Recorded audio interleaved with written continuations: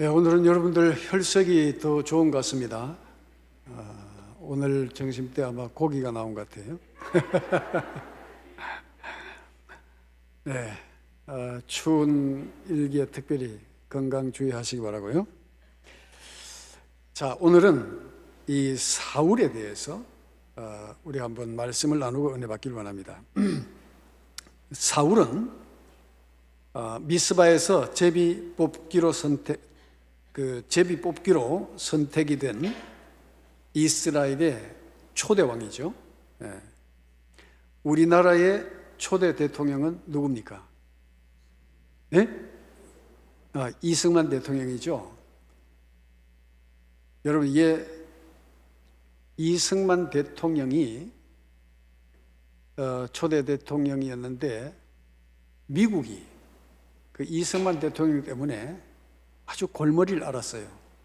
왜냐하면 이분은 그 애국 애족하는 마음이 너무 크다 보니까 미국이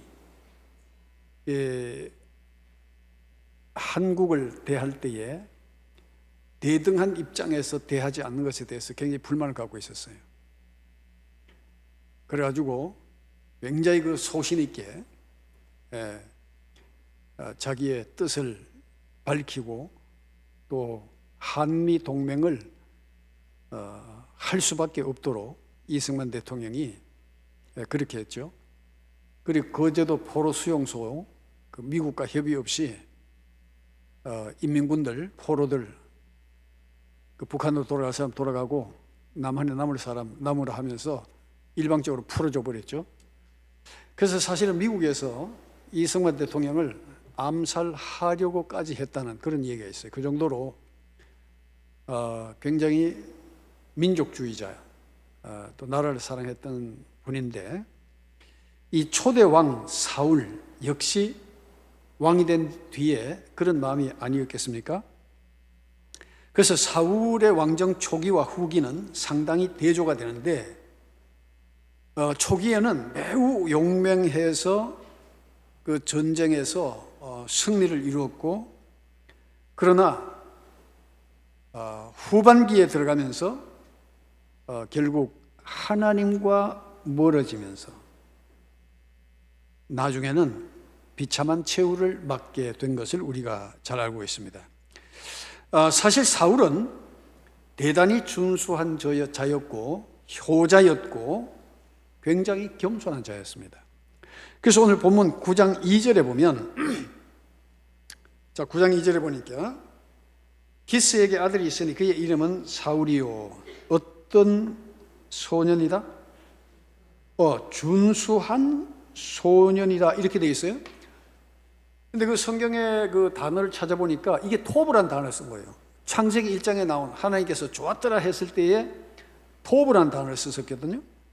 그러니까 여기에서도 사울에 대해서 준수한이라는 것은 이 토브란 단어를 사용함으로써 아주 좋은 소년, 뛰어난 소년, 아주 또 선한 소년이라는 그런 의미를 갖고 있죠. 그리고 키는 모든 백성보다 어깨 위만큼 더 컸다. 아주 준수했다는 거죠. 그러니까 키도 허출하게 뛰어났고 또 더욱이 효자였어요. 그러니까 9장 5절에 보면 우리가 읽진 않았지만 그들이 숲땅에 이른 때에 사울이 함께 가던 사원에게 이르되 돌아가자. 내 아버지께서 암나기 생각은 고사하고 우리를 위하여 걱정하실까 두려워하노라.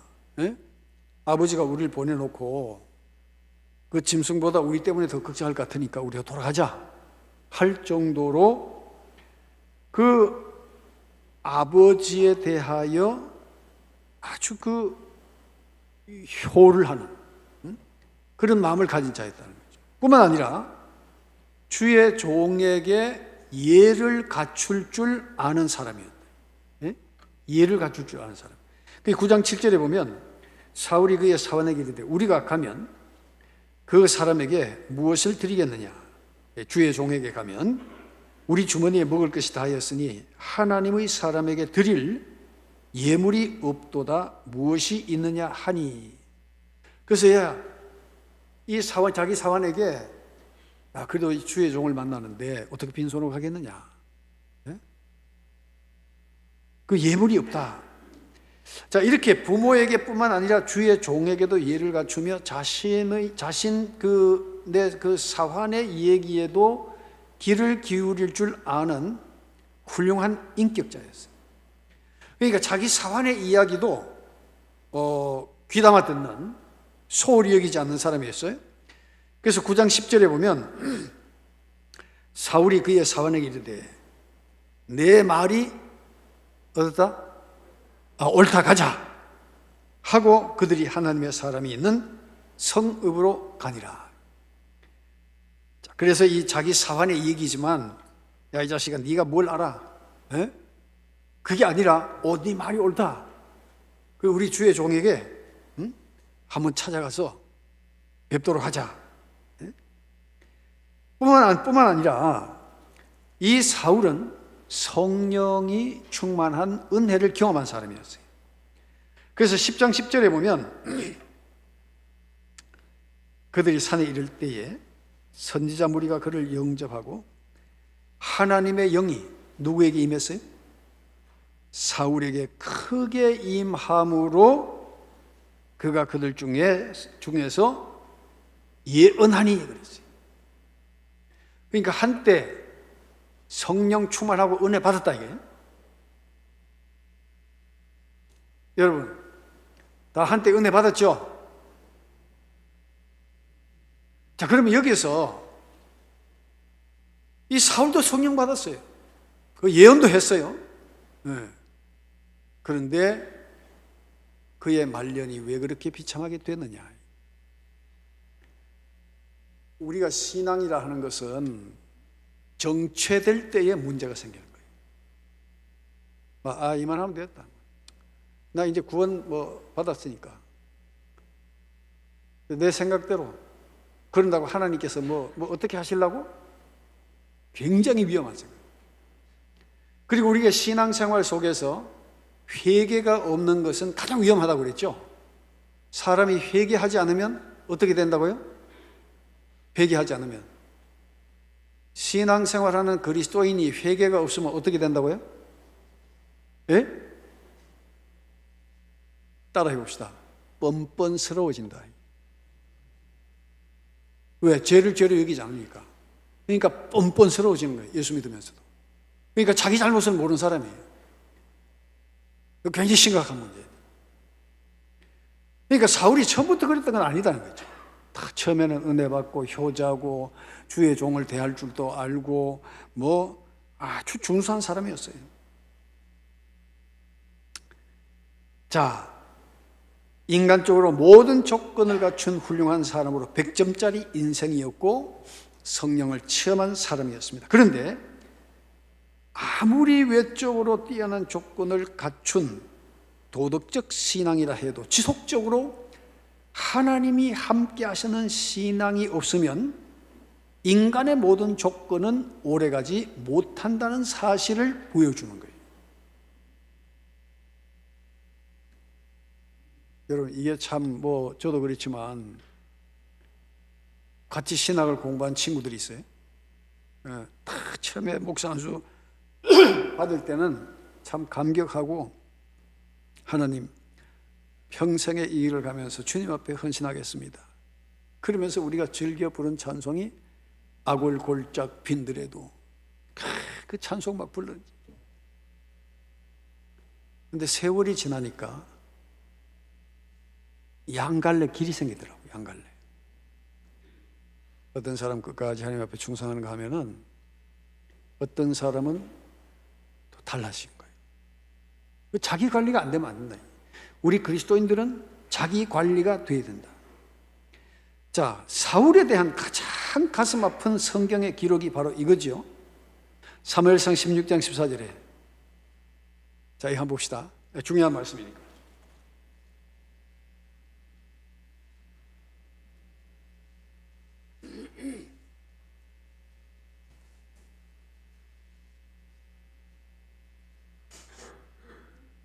자, 16장 14절 같이 읽겠습니다. 여호와의 영이 사울에게서 떠나고 여호와께서 부리시는 악령이 그를 번뇌하게 한지라. 아멘.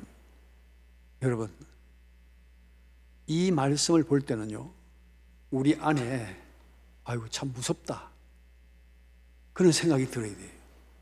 여호와의 영이 사울에게서 떠나고 그랬어요. 그러면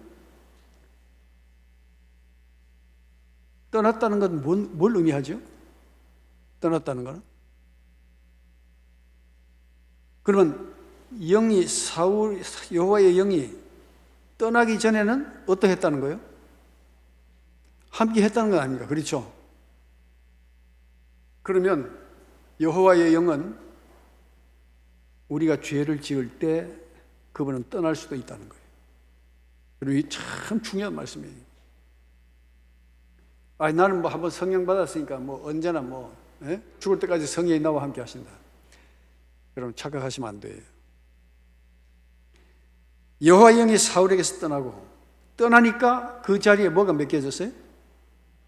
여호와께서 부리는 악령이 그를 번뇌하게 한지라. 자, 성령이 사울에게서 떠났어요. 그러니까 나타나는 현상이 악령이 그를 번뇌하게 했다는 거예요. 여러분, 우리가 주의 일을 하면 기쁨이 있어야 되잖아요. 번뇌하게 하고 괴롭게 하고 뭔가 사람과 사이에 그 갈등 해결하지 못하고 이런 모든 것들은 악한 영의 역사라는 거예요. 그러니까 성령이 떠나시니까 스스로 악령을 통제할 능력을 상실해버린 거예요. 그러니까 사람이 자기도 모르게 안 해도 될 말을 해버린 거예요. 하지 말아야 할 행동들을 하게 되는 거죠. 그러니까 영적 원리는 구약이나 신약이나 동일해요, 여러분. 왜? 한 분 하나님이시니까. 뭐 구약의 하나님이 다르고 신약의 하나님이 다릅니까?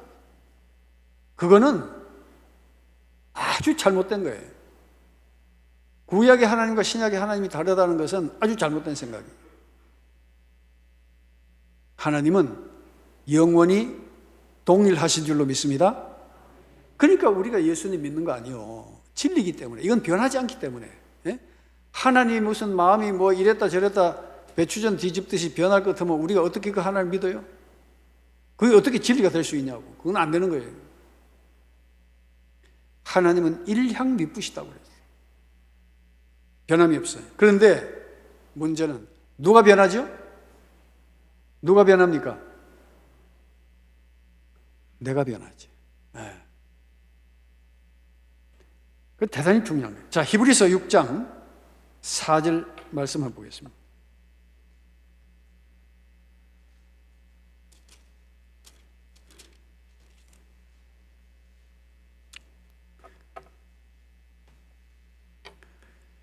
자, 4절 이하에 보면 한 번 빛을 받고 하늘의 은사를 맛보고 뭐에 참여한 바 되고 성령에 참여한 바 되고 그 다음에 하나님의 선한 말씀과 내세의 능력을 맛보고도 자 6절 같이 읽겠습니다. 타락한 자들은 다시 새롭게 하여 회개하게 할 수 없나니 이는 그들이 하나님의 아들을 다시 십자가에 못 박아 드러내 놓고 욕되게 함이라. 아멘. 나 다 해봤다 이거예요. 다 해봤다 이거예요. 그런데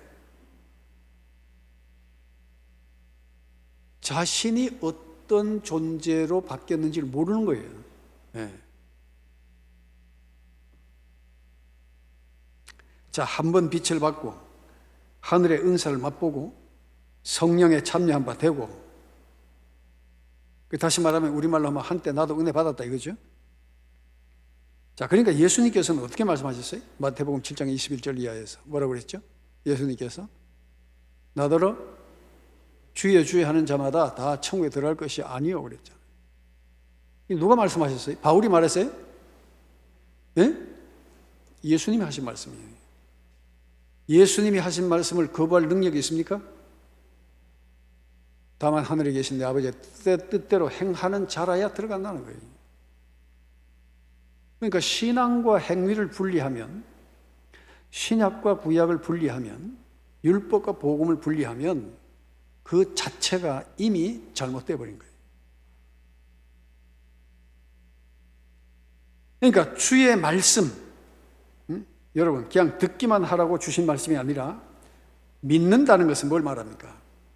믿는다는 것은 말씀대로 행할 때에 그것을 참으로 믿는다, 그렇게 말씀하신 거예요. 그러니까 여러분, 이게 우리가 믿는다 하면서 우리가 말씀 따라 살지 못하는 것은 왜일까요?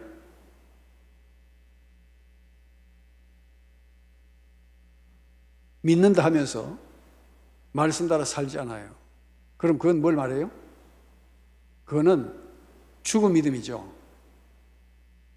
그렇게 열정적으로 기도하고 막 하다가 이제 살만하니까 이제 모든 게 다 풀어져 버린 거예요. 그래서 그 과거에 그런 믿음은 찾아볼 수가 없어. 그런데 여전히 사는 건 괜찮으니까 이만하면 됐다고 생각하는 거예요. 여러분, 정말 우리가 믿음에서 바로 깨어나서 정말 온전한 믿음으로 하나님 앞에 나가는 그런 삶이 되어야 될 줄로 믿습니다. 굉장히 중요한 말입니다. 근데 요즘 사람들은 설교도 편한 설교를 좋아해.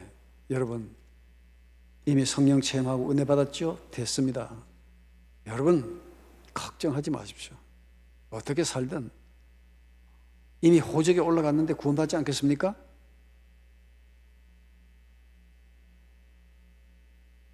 여러분, 천국 갑니다. 그 뭐 조금 실수한다고 해서 하나님께서 뭐 그러실 분은 아닙니다. 괜찮습니다. 여러분들은 다 지금 그 정도면 천국 가고도 남습니다. 아멘?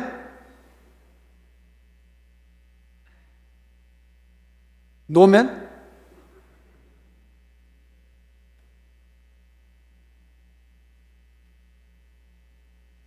물론 하나님께서 택하신 자를 버리시진 않아요. 그러나 우리가 내가 그렇게 생각해서는 안 된다 이 말이에요. 내가. 예? 그건 잘못된 신앙이에요. 자, 그래서 구원에 이를 수 없는 구원의 확신을 갖는 그게 굉장히 위험하다는 거죠. 자, 히브리서 6장 1절에 뭐라고 그랬습니까? 히브리서 6장 1절 우리 같이 한번 찾아볼까요?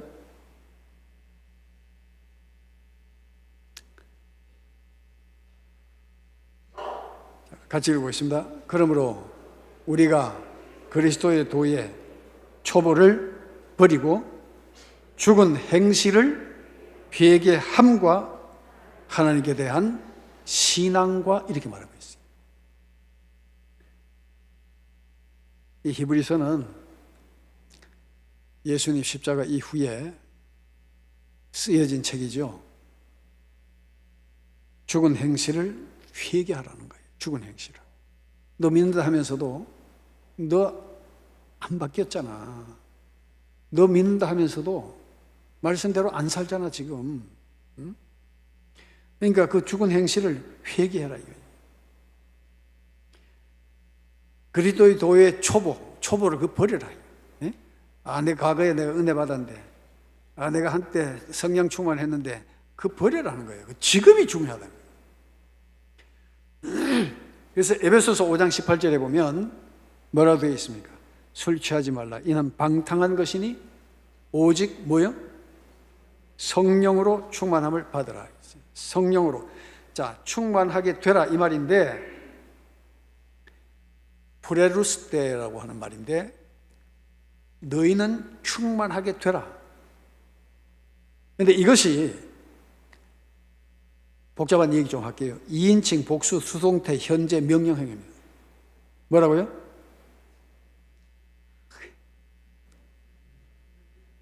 모르셔도 돼요. 자, 2인칭 복수 수동태 현재 명령형. 내가 뭘 말하고자 하냐면은, 자, 이것을 문법적으로 풀어서 얘기하면 예수 믿는 너희들은 계속적으로 성령 충만해야 한다라는 그런 뜻이에요. 자, 예수 믿는 너희는 계속적으로 어떻게 해야 된다? 성령 충만해야 한다. 그러니까 계속적으로 성령 충만해야 된다. 왜 그럴까요? 그러니까 우리가 계속 성령으로 충만할 때에 뭘 맺을 수 있어요? 성령의 열매를 맺게 되는 거예요. 자, 우리가 나무 심어놓고 처음에는 물하고 막 잔뜩 거름하고 줘놔놓고 그 다음에 그대로 둬버려요. 물도 안 주고. 네? 좋은 나무 심었어요. 종자도 좋은 걸 심었어요. 그런데 처음에는 거름하고 물하고 뭐 다 하다가 그 다음에 물도 안 주고 관리 안 하고 놔둬버리는 거예요. 그러면 이 나무가 잘 자라서 충실한 열매를 맺을까요? 예? 이 나무가 충실한 열매를 맺겠습니까? 우린 농사 지기보다 고기를 잡죠. 자, 그 양식장 얘기합시다. 양식장. 좋은 종자를 사여가지고 처음에는 사료도 그 영양제까지 섞어가 줬어요. 그러다 그 다음에 막 형편이 어려워. 그 사료도 안 주고 놔둬버렸어. 그럼 팔 때에 그 고기가 충실하겠습니까? 지갑 받겠습니까? 양식도 안 해봤다고요? 좌우지간. 그러니까 성령 충만은 반드시 열매 맺는 삶으로 나타나기 위해서는 계속 충만해야 된다 그 말이에요. 아멘? 네. 과거에 머물러 있지 말라는 거예요. 하나님은 과거의 하나님이 아니라 현재 하나님이시고 영원하신 하나님이신 줄로 믿습니다.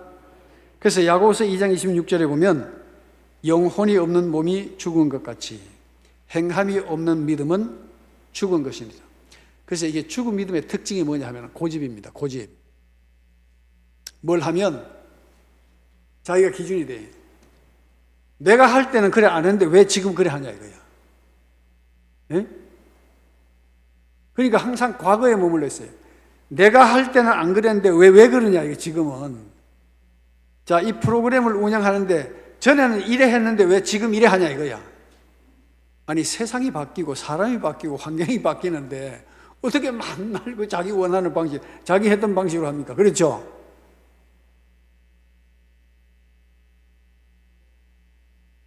그러니까 교회의 모든 사역과 프로그램에 참여할 때는 마음을 비우고 참여해야 돼. 그래서 오로지 섬기는 마음을 해야지. 안 그러면 이제 자기 기준 가지고 이제 콩나라 판나라 하는 거예요. 전에 안 그랬는데 왜 그래 합니까? 우리 할 때는 안 그랬는데 왜 이래 하지? 이거 바꿔야지. 이 자꾸 자기 주장을 하는 거예요. 그래서 영적 분위기를 다 깨뜨려버려요.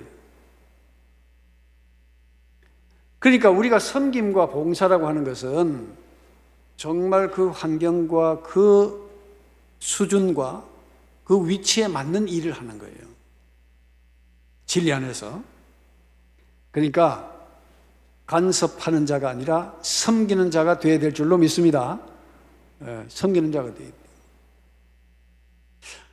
오늘 고기를 왜 이쪽으로 썰었노? 저쪽으로 썰어야 되지. 그리고 무슨 그 배추국을 끓인데 생배추를 그래 끼리노. 된장을 넣지 말고 간장을 넣으면 좀 간간한 맛이 더 있을 낀데. 주는 대로 먹어야 돼. 감사하고 먹으면요, 더 맛있어요. 아멘? 일 안 하면서 뒤에서 자꾸 맛이 있니, 없니, 이렇게 하면은 그 일하는 사람 김 다 빠지는 거예요.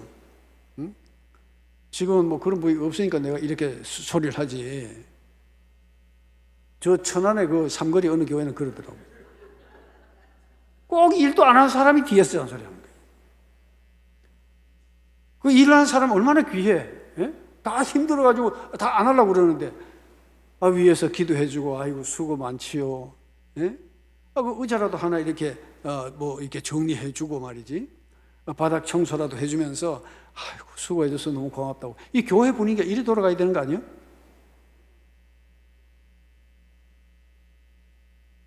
그 이상하게 그냥 그 천안의 어느 그 교회, 삼거리에 있는 교회는 그래 나가더라니까. 예. 이게 아무리 오래 믿어도 믿음의 초보에 머물러 있으면 그럴 수밖에 없어요. 자, 이 사울이 성령까지 받은 사람이었지만은 그의 삶과 신앙이 무너지기 시작한 것은 무엇 때문이냐? 예? 결정적인 것이 블레셋과의 전투를 앞두고 사무엘이 늦게 나타나자 사울이 나서서 자기가 번제를 드려버린 사건이에요. 물론 그가 번제를 드린 데는 충분한 이유가 있었습니다. 13장 12절에 보면, 13장 12절에 보면 뭐 핑계 없는 무덤이 있습니까? 13장 12절 한번 봅시다. 사무엘이 나타나서 왜 당신이 번제를 드렸느냐, 내가 있는데 왜 당신이 월권하냐, 이제 우리말로 하면 그렇게 하니까, 12절에 이에 내가 이르기를 블레셋 사람들이 나를 치러 길갈로 내려오겠거늘 내가 여호와께 은혜를 간구하지 못하였다 하고 어떻게 하세요? 부득이하여 번제를 드렸나이다 하니라. 부득이해서 그랬다는 거예요. 부득이해서. 다 이유가 있죠. 부득이해서 하는 거예요. 다 부득이해서. 네? 내가 안 하려고 그랬는데 내가 할 수 없이 내가 했습니다. 뭐 잘못된 게 있습니까? 뭐 할 말이 없어요. 더 얘기하면 이제 싸움밖에 안 되는 거거든. 그러니까 사무엘이 참 기가 막히는 거예요. 제사장 사무엘이 드려야 할 번제를 자신이 직접 드려버렸죠. 요즘 말로 하면 목회권을 침범한 죄죠. 목회권을 침범한 죄. 이에 대해서 사무엘이 대노하죠. 13장 13절 14절 볼까요? 사무엘이 사울에게 이르되 왕이 망령되이 행하였도다. 망령되이 행하였도다.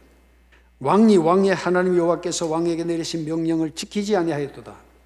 그리하였더라면 여호와께서 이스라엘 위에 왕의 나라를 어떻게 했을 것을? 영원히 세우셨을 것이거늘 지금은 왕의 나라가 길지 못할 것이라. 여호와께서 왕에게 명령하신 바를 왕이 지키지 아니하였으므로 여호와께서 그의 마음에 맞는 사람을 구하여 여호와께서 그를 그의 백성의 지도자로 삼으셨느니라 하고. 결정적인 사건이었어요. 사울의 월권에 대한 하나님의 뜻이 뭐였죠? 왕의 나라가 길지 못할 것입니다. 굉장히 무서운 얘기잖아요. 다시 말하면 뭐예요? 너 왕위 끝났다 이거지. 자, 누구든지 사회생활 속에서도 자기 위치를 알고 처신하는 사람이 바로 지혜로운 사람이죠. 영적 세계도 마찬가지다.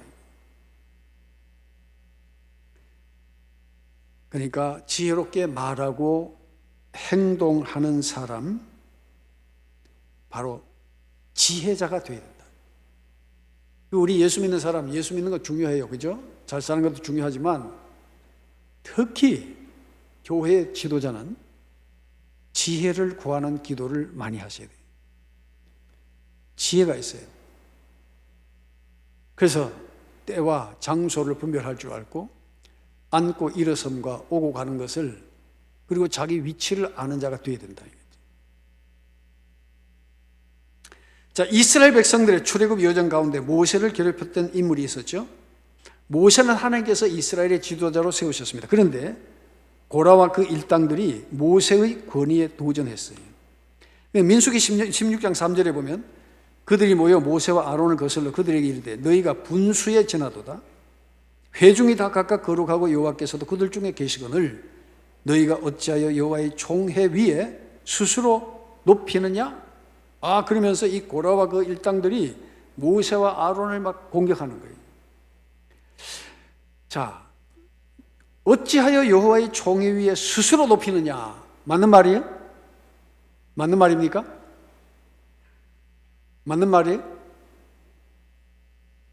박말년 권사님 맞는 말이에요?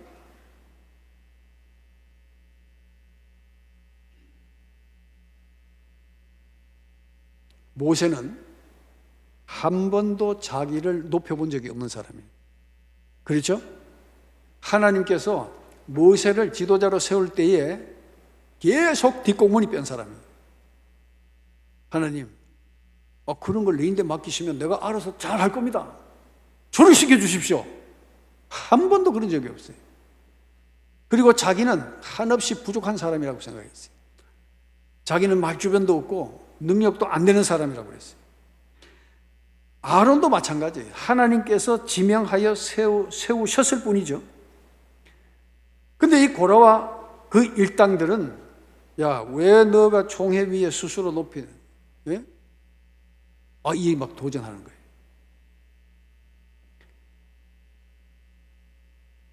근데 사실은 이 고라와 그 일당들이 모세와 아론보다 더 높아지기를 원했죠. 자기들이 더 높아지고 싶었던 거예요. 그래서 민수기 16장 10절에 보면 16장 10절에 하나님이 너와 내 모든 형제 레위 자손으로 너와 함께 가까이 오게 하셨거늘 너희가 오히려 뭐를 구했어요? 이 아론 자손에게 주어진 제사장 직분을 고라 자손들이 받았던 거예요. 네? 야, 같은 레위 지파, 같은 레위 사람들인데 왜 너만 다 해먹냐? 이래가지고 하나님께서 지명하신 사람임에도 불구하고 그걸 이제 자기들이 높였다는 거죠. 여러분, 현대교회도 이런 문제들로 시끌시끌한 교회들이 가끔 있어요. 또 이게 그 목사 안수 시에 그 장로 노회장께서 목사 안수 때에 자신도 노회장 자격으로 목사 안수를 하겠다고 해서 노회에서 문제가 된 적이 있었어요. 뭐 극소수예요, 그게. 소수지만.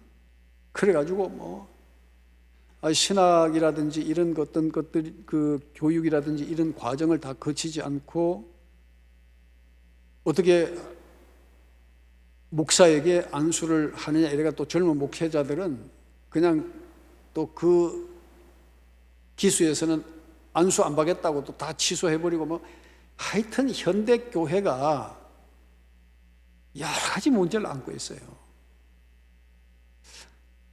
우리가 제가 보니까 그런 일들도 노회나 총회 정치하는 몇몇 지도자들의 부추김을 통해 가지고 그 선을 넘는 일들이 벌어지는 것은 지금 이 고대의 모세 시대나 또 지금이나 앞으로도 있을 수 있는 일이라는 거예요. 이 한마디로 이 고라 자손들은 영적 교만이죠. 영적 교만. 자, 민수기 16장 30절 한번 보겠습니다.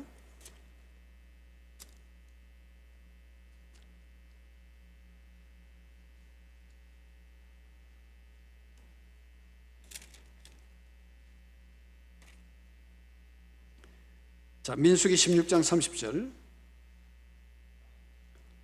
만일 여호와께서 새 일을 행하사 땅에 입을 열어 이 사람들과 그들의 모든 소유물을 삼켜 산채로 수월에 빠지게 하시면 이 사람들이 과연 여호와를 멸시하신 한 것인 줄을 너희가 알리라. 자, 모세와 아론을 무시한 고라 일당들의 행위는 결국 누구를 멸시한 거라고요? 여호와를 멸시한 것이다. 자, 중요한 것은 목회자들도 목에 힘줄 필요가 하나도 없어요. 말씀으로 섬기라고 하나님께서 세워주신 거예요. 그 목에 힘주고 말이야. 예? 내가 뭐 목사인데 말이지. 그것도 옳지 않은 거예요. 예? 그것도 꼴본 게.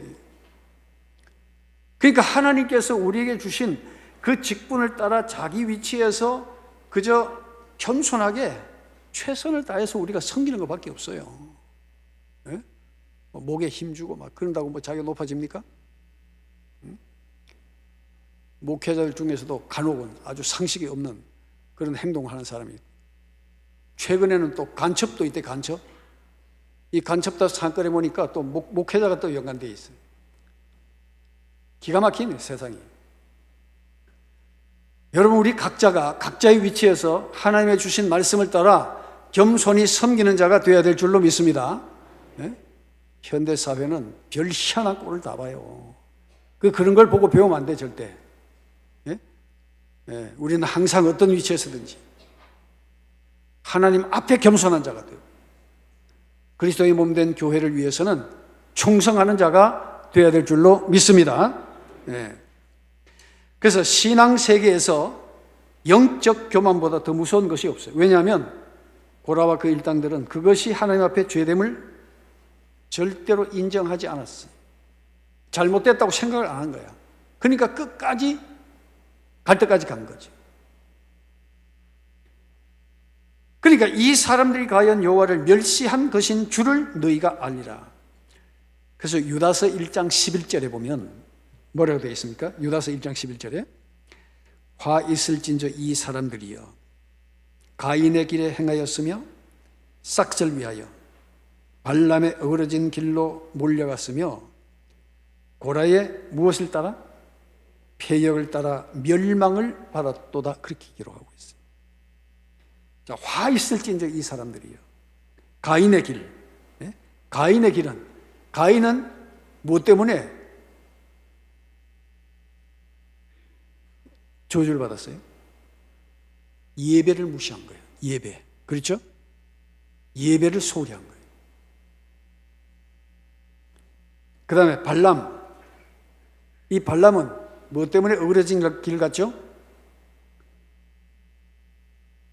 싹. 돈 때문에. 그렇죠? 돈 때문에. 고라는 지위, 명예 때문에. 그러니까 결국 이제 사울의 패역함의 결과도 최종 뭡니까? 사무엘을 믿지 못했다. 하나님을 믿지 못하고 자기가 번제를 드려버린 거예요. 제사장 선지자 사무엘이 제사를 드리겠다 했는데 참지 못하고 자기가 번제를 드려버린 거예요. 자, 그 결론이 뭐죠? 사무엘상 31장 4절에 보니까 사울이 자기의 칼을 뽑아 그 위에 엎드러짐에 그렇게 말했어요. 네?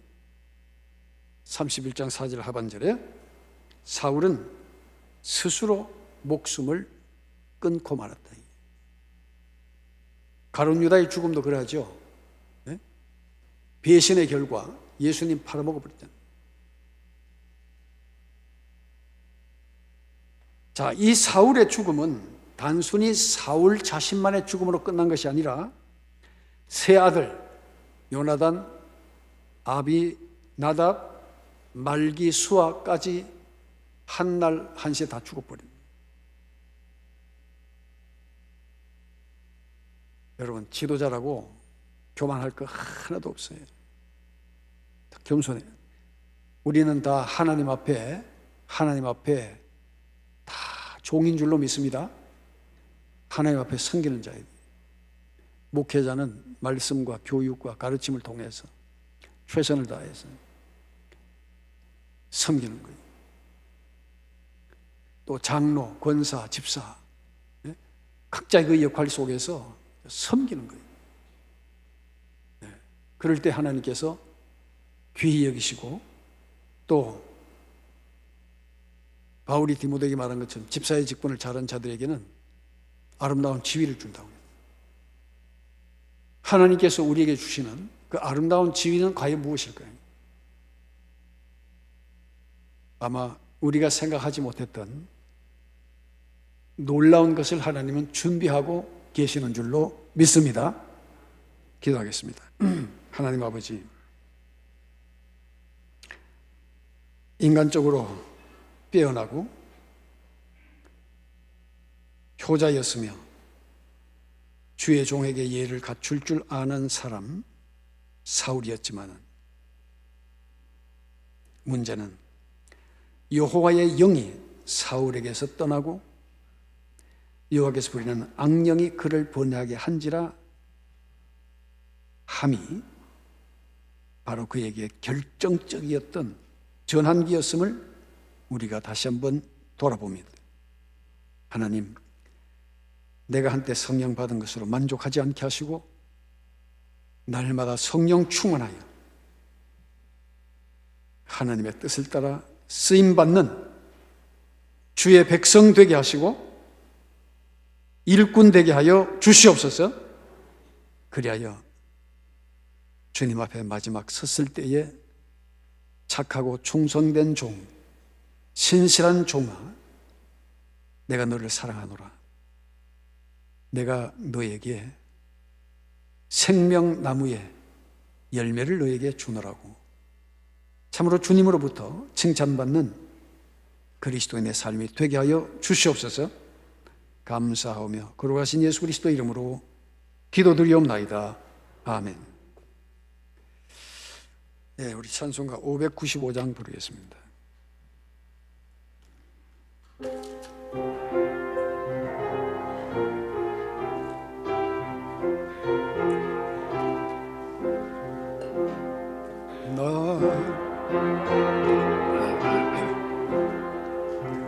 구주를 높이고 운영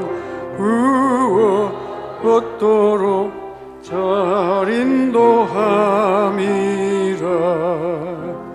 부르심 받들어 내 형제 섬기며 구주 뜻을 따라서 내 정성 다하리. 주 앞에 모든 일 잘 행케 하시고 이후에 주님 배울 때 상 받게 하소서. 나 항상 깨어서 늘 기도드리며 내 믿음 변치 않도록 날 도와주소서. 아멘.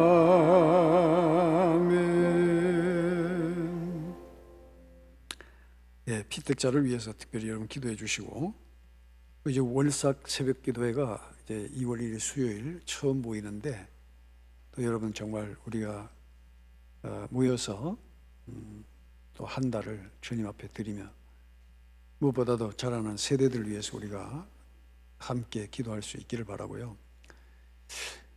지금 파트 교육자를 구하는 일이 각 신학교에 구인 광고를 냈는데 이력서 하나 안 들어와요.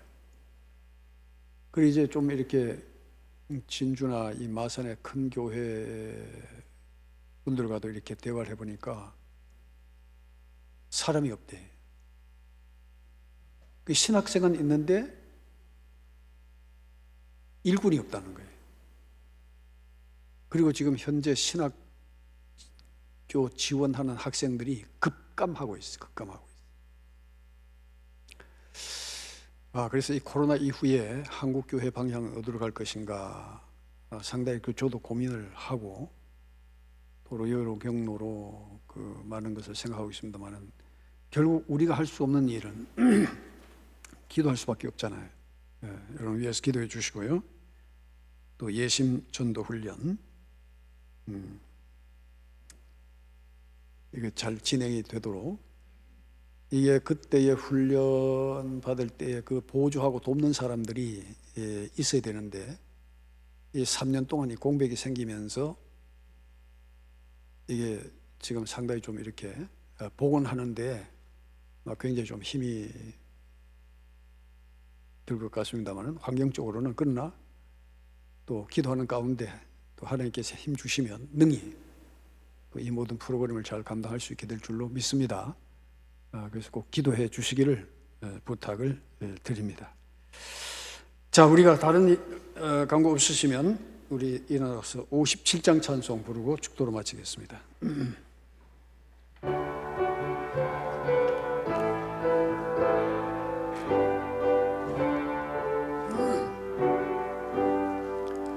오늘 주신 말씀에 새 힘 얻어서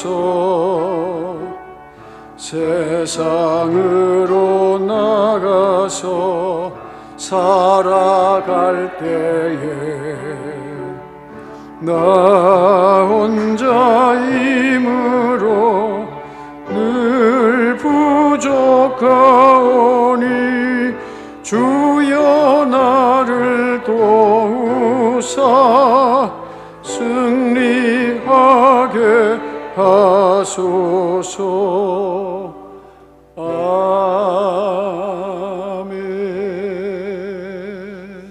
네, 마친 후에 피택자 교육이 있겠습니다. 이제는 우리 주 예수 그리스도의 무한하신 은혜와 하늘에 계신 우리 아버지의 극진하신 사랑과 성령의 교통하심이 우리 주님께서 우리에게 주신 모든 직분들이 섬김의 직분임을 깨닫고 허락한 위치에서 온전히 섬김으로 주님 앞에 영광 돌리고자 하는 믿음의 온 가족들에게 이제부터 영원토록 함께 하시기를 간절히 축원하옵나이다. 아멘.